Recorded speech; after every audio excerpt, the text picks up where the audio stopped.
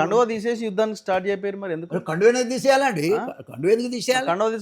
కండువా మీద ఉంటే ఎక్కువ మాట్లాడలేరు గట్టిగా. అట్లా ఏం ఎక్కడో లేదు. దగ్గర కొంచెం బ్యాలెన్స్ చేయాల్సిన కాంగ్రెస్ అవకాశం పార్టీ వస్తుంది. గొప్ప పార్టీ సార్, ఏదైనా మాట్లాడొచ్చా? ఏదైనా మాట్లాడవచ్చు. అందులో ఏం లేదు. చాలా ఇష్యూస్ ఉన్నాయి మాట్లాడేది. సో జిల్లాకో మీటింగ్ పెడుతున్నారా ఎట్లా? జిల్లాలో ముఖ్యంగా మొదట ఇంటలెక్చువల్స్ మీటింగ్ పెడుతున్నా, ఎంప్లాయీస్.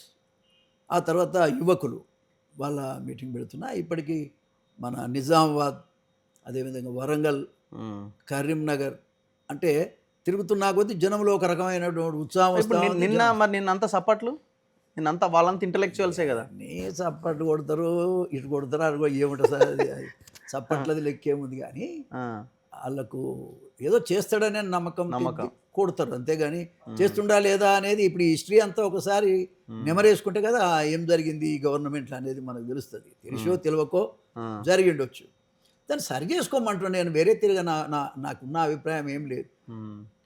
అంటే వాళ్ళతో సమానంగా రాజకీయాలు చేయగలిగిన మోతుకుపల్లి నరసింహను తొక్కేయాలనే ఆలోచన ఉంటే న్యాయమా సార్? ఇప్పుడు ఇంత కష్టపడి పైకి వచ్చిన సార్ నేను, నాకు 70 years వచ్చినాయి. అది కాదు పాయింట్, అది కాదు. ఇప్పుడున్న రాజకీయాలు, రేవంత్ రెడ్డి పాలిటిక్స్ తెలిసిన వాళ్ళకి మోతుకుపల్లిని ఎందుకు తీసుకోవడం అన్నది అర్థమైపోతుంది. మీరు అక్కడ వెళ్తే ఇండివిజువల్ నిర్ణయాలు ఉంటాయి కదా సార్. మీరు ఇండిపెండెంట్ గా నిర్ణయం తీసుకుంటారు కదా, అది కుదరదు కదా. ఎందుకు తీసుకుంటామయ్యా? ఎందుకు పిలిచి మాట్లాడినాక ఎందుకు తీసుకుంటాం? ఎట్లా తీసుకుంటాం? అట్లా నేను పార్టీలో పనిచేసినోడే, బాధ్యత కలిగి పనిచేసే మనిషినే. ఒక మాట చెప్పాలంటే, నువ్వు గౌరవించకపోయి ఇప్పుడు 3 సీట్లు రాలేదు, అడగటానికి నువ్వు టైం ఇవ్వట్లేదు. ఏమి మరి 3 సీట్లు మాకు రాలేదనేటువంటిది అడగటం తప్ప? మీరే చెప్పండి. ఎవడో ఒకడు అడగాలి కదా. మళ్ళా ఇప్పుడు నిన్న ఇంకొక స్టేట్మెంట్ ఇచ్చిండు. గతంలోనేమో కేసీఆర్ దళితులకి 3 ఎకరాల భూమి అన్న ఒక లైన్ తీసుకున్నాడు, అది అమలు కాలేదు. అది పెద్ద ఎలక్షన్ నినాదంగా కేసీఆర్ని ఓడగొట్టడంలో కీలక పాత్ర పోషించింది. ఇప్పుడు రేవంత్ రెడ్డి ప్రతి మీటింగ్లో చెప్తున్నాడు, భూమి లేదు, పంచడానికి అవకాశం లేదు, నేను కేవలం చదవడానికి మాత్రమే అవకాశం కల్పిస్తా, విద్యకి నేను ఎక్కువ ప్రియారిటీ ఇస్తా, మీరు బాగా చదవండి, డాక్టర్లు కండి, లాయర్లు కండి, రాజకీయాల్లోకి రండి, రాజ్యాధికారం పొందండి అంటున్నాడు. మీరు ఒక సీనియర్ పొలిటీషియన్. నేను ఒక మాట అంటే మళ్ళీ చాలా ఇబ్బంది పడుతున్నారు అనరాదు. మరి అనేది ఏంటంటే, ఆస్తులు అనేటువంటి, ఈ భూములు అనేటువంటి గత తెలంగాణ వచ్చినప్పటి నుంచి ఇప్పటిదాకా ఎవరి ఆధీనంలో ఉన్నాయి? ప్రభుత్వ భూములు. అసైన్డ్ భూములను కూడా మీరు గుంజుకుంటుండ్రి. అవును, దళితులకు ఇచ్చినటువంటి అసైన్డ్ గవర్నమెంట్ భూములు ఉంటాయి కదా, 30 ఏళ్ల కింద 40 ఏళ్ల కింద ఇచ్చినటువంటి భూములను ప్రభుత్వాలు లాగేసుకుంటున్నాయి. అప్పుడు కేసీఆర్ ఉన్న ప్రభుత్వంలో లాగేసుకున్నారు, ఇప్పుడు రేవంత్ రెడ్డి గారు ఉన్న ప్రభుత్వంలో లాగేసుకుంటున్నారు. అవన్నీ వాపసు ఇవ్వచ్చు కదా, కొంత కవర్ అవుతుంది. ఇప్పుడు ఇంతకే ఇదంతా ఎందుకు సార్? భూములన్నీ కూడా తెలంగాణ వచ్చిన తర్వాత ఎవరి ఆధీనంలో ఉన్నాయి, ధరలు పెరిగినాయి అనే దాని కింద మొత్తం పేదోళ్ళు లేడు, మానులు లేడు, మశానులు లేదు, మొత్తం కబ్జా పెట్టేసి లాగేసుకొని ప్లాట్లు చేసుకొని బంగ్లాలు కట్టుకొని అమ్మేసుకుంటున్నారు. 100,000 కోట్ల రూపాయలు సంపాదిస్తున్నారు. ఎట్లా సంపాదిస్తున్నారు మరి ఇవన్నీ చెప్పండి? కాబట్టి నేనేమంటా అంటే, నేను రేవంత్ రెడ్డి గారికి నిన్న జరిగిన మీటింగ్లో కూడా నాకు చాలా బాధ ఉంది. నన్ను ఎందుకు పిలవరు అండి? నేను సీనియర్ మోస్ట్ లీడర్, పార్టీలో ఉన్నా. ఎక్కడి విచిత్రం ఇది? ఎవరెవరినో పిలుచుకున్నారు.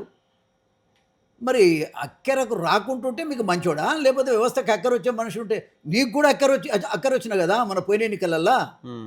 మరి రేవంత్ ముఖ్యమంత్రి అవుతాడని ఫస్ట్ చెప్పింది నేనే. అంటే మీలాంటి వాళ్ళు ఇట్లా వాయిస్ ఉన్న వాళ్ళు కష్టం అండి అక్కడ. అదే మరి బానిసగా బతకాలటవా? ఏదో ఆయన బానిసగా బతకడం అనేది, అది బానిస నుంచి విముక్తి కావాలనే ఇన్ని తిప్పలు పడేది. ఇక మళ్ళీ బానిస ఎప్పుడు బతాం సరిగా, అది జరిగే పని కాదు. కాకపోతే ఏంటంటే, రేవంత్ రెడ్డి అనేవాడుకి పెద్ద పదవి వచ్చింది. పెద్ద పదవి వచ్చినప్పుడు పెద్ద మనసు కలిగి ఉండాలని చెప్తున్నాను నేను. నా మీద కక్ష ఎందుకండి? నేను ఆ దిక్కులేని వాళ్ళ గురించి మాట్లాడటం కదా నేను చేస్తున్న తప్పు. మాకు రావాల్సిన వాటా, మేమెంతో మా వాటా అంతా అనేది మాకు రావాలనేది అడిగితేనే కదా తప్పు. ఇంటర్నల్గా నువ్వు అవకాశం ఇవ్వవు, బయట మాట్లాడే అవకాశం ఇవ్వు, బయటకు వచ్చేమో ఇట్లా గిలిగింతలు పెట్టినట్టు మాట్లాడి వెళ్ళిపోతావు. ఎంతవరకు కరెక్ట్ ఇది? పిచ్చోళ్ళు ఏమన్నా జనాలు కాదు కదా. ఇప్పుడు మొన్న ఖమ్మంలో 700 ఇళ్ళు కూలగొట్టిర్రు, చూసిరా మీరు ఆ వీడియోలన్నీ? చూసా. ఏమనిపించింది మీకు ఆ వీడియోలు అవి ఏదో చూసిన తర్వాత? హృదయం అంతా కలత చెందిందండి. చాలా ఇబ్బంది అనిపించింది. ఉమ్, ఇంత అట్లాంటి ఇన్సిడెంట్ కూడా నేను చూడలే ఇప్పటిదాకా. ఉమ్, అది మరి వాస్తవంగా వాళ్ళు అక్కడి వాళ్ళేనా కాదా, అక్కడ ఏం జరిగింది, ఆ భూమి ఎవరిది అనేది నాకు తెలియదు పట్టి. భూదాన్ ల్యాండ్ అది. మరి భూదాన్ ల్యాండ్ అయితే ఎవడబ్బా సొమ్మని వీళ్ళు కబ్జాలో ఉంటారు ఉమ్, కదా. భూదాన్ ల్యాండ్ ఎవడబ్బా సొమ్మని ఎవరు మాత్రం కబ్జాలో ఉంటాం మనం, అది పేదోళ్ళది. పేదోళ్ళది. ఎనీ ప్రభుత్వ భూమి ఏదన్నా కానీ పేదోళ్ళకి పేదోళ్ళది. ఒక్కడికి హక్కు ఉంది అక్కడ పోయి అంతే ఇల్లు కదా. వేసుకోవటానికి, అక్కడ పోయి ఉండటానికి. కానీ కట్టిన ఇల్లు కూలగొట్టడం ఏంటి సార్? నిలబెట్టాలి కదా అవసరమైతే. నీకు ఇల్లు కట్టియాల్సిన గవర్నమెంటే ఇల్లు కూలగొట్టడం ఏంది అసలు? ఇప్పుడు అది చెప్పాలంటే అది ఎందుకట్ట చేస్తారో అర్థం కాని వస్తున్నాం వాస్తవంగా. కోఆర్డినేషన్ ఉందా? వీడియోలలో మిమ్మల్ని కూడా అరెస్ట్ నన్ను కూడా అరెస్ట్ చేసినట్టు చేసిన, అవును, ప్రివెంటివ్ అరెస్ట్. రఘును అరెస్ట్ చేసినట్టుగా చూశాను నేను. ఇంకా చాలా మంది అవును, విలేకరులను అరెస్ట్ చేసినట్టుగా చూశాను నేను. మరి మీరు పోతుంటే ఎందుకు అరెస్ట్ చేసినా కూడా అర్థం. అంటే మేము పోతే ల్యాండ్ ఆర్డర్ ఇష్యూ వస్తుందట. మీడియా పోతేనా ఇది బాగుందా? మరి ఎవరు చూడకుండా అర్ధరాత్రి మీరు అలా ఇళ్ళకి వెళ్ళగొడితే మాత్రం బాగుందా అది? సరే, ఇప్పుడు మీలాంటి వాళ్ళు పోతే సరే ఏమైనా గొడవ అవుతుందేమో అని ఆ యాంగిల్లో లీడర్లు పోతే ఉంటుండొచ్చేమో అన్న ఒక అర్థం ఉన్నది. విలేకరులు పోతే లా అండ్ ఆర్డర్ ఇష్యూ రావడం ఏంది? చరిత్రలో అయితే ఎప్పుడు ఇనలే నేను. మీరు కూడా వినకపోయి ఉంటారు. చాలా విలేకరులు అనేవాళ్ళు, మీడియా అనేటువంటిది అవసరం సార్. వాస్తవం ఏందో బయట చెప్తారు కదా వాళ్ళు. దాంట్లో మంచి ఏంది చెడు ఏంది డిస్కస్ చేసుకోవచ్చు ఎటువంటిది. ఇప్పుడు కోఆర్డినేషన్ లేకపోవడమా ఇటు నిర్ణయాలు? ఇప్పుడు మీరు అంటున్న మీ వర్గాలకు సంబంధించిన నిర్ణయాలు కానీ, ఇప్పుడు ఇట్లాంటి నిర్ణయాలు కానీ, ముఖ్యమంత్రికి మంత్రులకు మధ్య కోఆర్డినేషన్ లేదా? ఆయనకు చెప్పేటోళ్ళు లేరా? పక్కనున్న వాళ్ళు ఎట్లాంటి వాళ్ళు ఉన్నారు? ఆయన సలహాదారులు చుట్టూ ఉన్న కోటరీ ఎట్లాంటిది ఉన్నది? మీరు రాజకీయాలు చూస్తున్నారు కదా. కొన్ని చెప్పలేని పరిస్థితి కూడా ఉంది. పాపం అనిపిస్తుంది ఒక్కోసారి. ఎట్లా అంటే ఇప్పుడు మా మాలమాది వాళ్ళదే ఉంది సార్. మాలమాది వాళ్ళది ఉంటే 3 సీట్లు ఒకటే కమ్యూనిటీకి ఎట్లా పోతాయి సార్? అవి మాట ఎవరు సపోర్ట్తో పోయినాయి? ఎవరు సపోర్ట్తో పోయినాయి మనం అనుకుందాం. ఓకే, మరి ఎవరు సపోర్ట్తో పోయినాయి అంటే పైన ఉన్న అధ్యక్షుడే ఖర్గే మాల. అక్కడి నుంచి వచ్చిందంటారా? లే రేవంత్ రెడ్డి చెప్తాడు ఏమని, అలా మనుషులుగా నాతో అంటారు. ఓకే, అసలు నేను ఏం చేయాలి భయ్, వాళ్ళు అధికారం అంతా సెంట్రల్లో వాళ్ళదే ఉంది, వాళ్ళదే నడుస్తుంది, నేను చెప్తే ఎవడు వినేటట్లేడు అని అవి మాట మరి చెప్తాడు ఆయన. పక్క వాళ్ళకి అదే బయట చెప్పొచ్చు కదా. బయట చెప్తూ పదవి ఊసిపోదు. ఎందుకు పోతుంది? పదవి ఎందుకు పోతుంది? ఇప్పుడు ఎవడెవడు కరప్ట్ చేస్తుండో, ఎవడెవడు అన్యాయాలకు గురవుతుండో, మంత్రులను కూడా ఎక్కడ కట్టుదిట్టం చేస్తే ఆయన నాయకత్వం బలపడుతుంది కదా. అంతే కదా, ఆయన నాయకత్వం బలపడుతుంది. నాలాంటి నాకేమొద్దు, నాకు పదవి వద్దు, కానీ నా ఇష్యూస్ మీద, ఇంకా పేదవాళ్ళ ఇష్యూస్ మీద, లేదంటే ఖమ్మంలో జరిగింది ఎందుకు జరిగిందని నేను స్వయంగా తెలుసుకోగలుగుతా. పార్టీకి ఎట్లా మేలు చేయాలని కూడా చేస్తాను. నేను ఎన్టీ రామారావు దగ్గర ట్రైనింగ్ అయినండి. వీళ్ళు ఏంది నాకు అర్థం కాదు. నా ముంగట నన్ను 6 సార్లు గెలిచినోనికి టికెట్ ఇయ్యరు, 6 సార్లు గెలిచినోనికి ఇంటర్వ్యూ ఇయ్యరు. ఆహా, ఏవి రాజ్యాలు నడుస్తున్నాయో ఆలోచించను. 6 సార్లు గెలిచిన ఒక మాదిగ బిడ్డకి ఎవడు అడ్డం వచ్చినా గెలిచిన నేను, నాకు టికెట్ ఇయ్యరు. 6 సార్లు గెలిచి రాజకీయాల్లో పండిన వ్యక్తికి మీరు ఇంటర్వ్యూ ఇయ్యరు. మరి ఈ పేద జనం గురించి ఎవడు మాట్లాడాలి? ఈ దిక్కులేని వాళ్ళ గురించి ఎవరు మాట్లాడాలి? వాళ్ళ గురించే కదా అంబేద్కర్ రాజ్యాంగంలో పొందుపరిచిండు రిజర్వేషన్స్. అవును, వాళ్ళ గురించే కదా. ఏ దిక్కులేని వాడు ఉన్నాడో వాళ్ళ గురించి భూస్వాములు మాట్లాడారు కాబట్టి, ఆ వర్గాల నుంచి వచ్చిన వాళ్ళే మాట్లాడతారు కాబట్టి మాకు ఇచ్చాడు అవకాశాన్ని మేము వినియోగించుకుందామంటే మీరు వినియోగించుకొని ఇయ్యరు.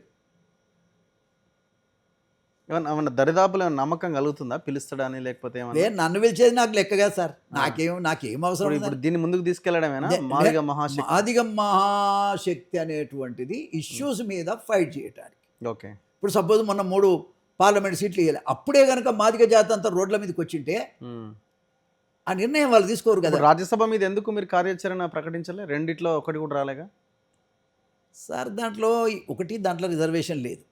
ఓకే, రెండోది పెత్తందారులే ఆనాటి నుంచి దయున్న ఎన్టీ రామారావు మాత్రమే ఇచ్చాడు అవి. ఓకే, విన్నావా? అప్పట్లో నాకు తెలిసి ఇంకా మిగతా వాళ్ళు అంతకి ఇట్లా దాటేసుకొని వాళ్ళ అవసరాలు తీర్చుకునేటందుకే అదొక అడ్డా అయిపోయింది రాజ్యసభ అనేటువంటిది.